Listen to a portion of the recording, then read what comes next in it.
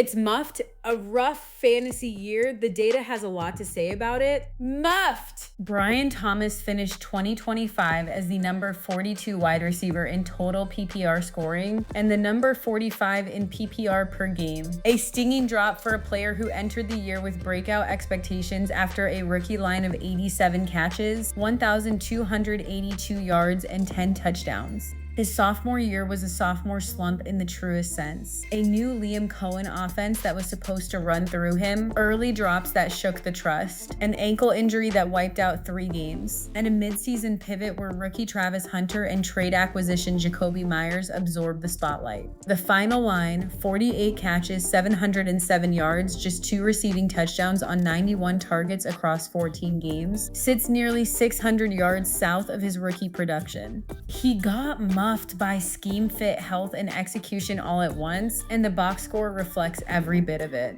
Now let's dig into the numbers because they explain exactly why Thomas finished outside the top 40.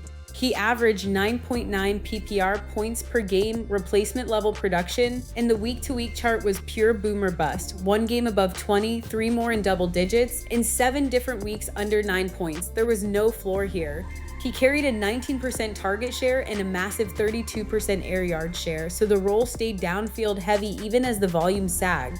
His total receiving expected points added of plus 17.2 is unremarkable for a player asked to be a number 1 option, and his receiver air conversion ratio of 0.58 says he wasn't turning those deep targets into receiving yards at the rate his usage demanded. The tracking data paints a player who was open enough, 2.6 yards of average separation, 5.5 yards of cushion, but he generated only 4.2 yards after the catch per reception and 159 total for the season. 2 receiving touchdowns across 14 games on a 32% air yard share is the single biggest reason he scored like a flex dart throw. The one play that captures the season comes from week 14 against the Colts.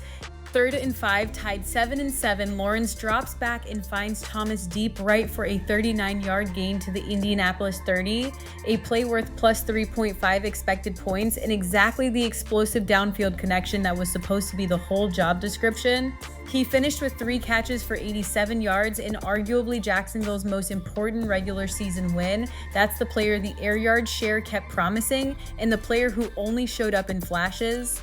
For a fantasy manager, 2025 was the year the usage profile stayed elite adjacent and the production cratered. Thomas got muffed by every variable that sits between target share and points. Muffed! Brian Thomas closed 2025 as the number 42 wide receiver in total PPR and the number 45 in per game scoring, a true sophomore slump for a player who commanded a 32% air yard share but converted it into just 707 yards and 2 receiving touchdowns.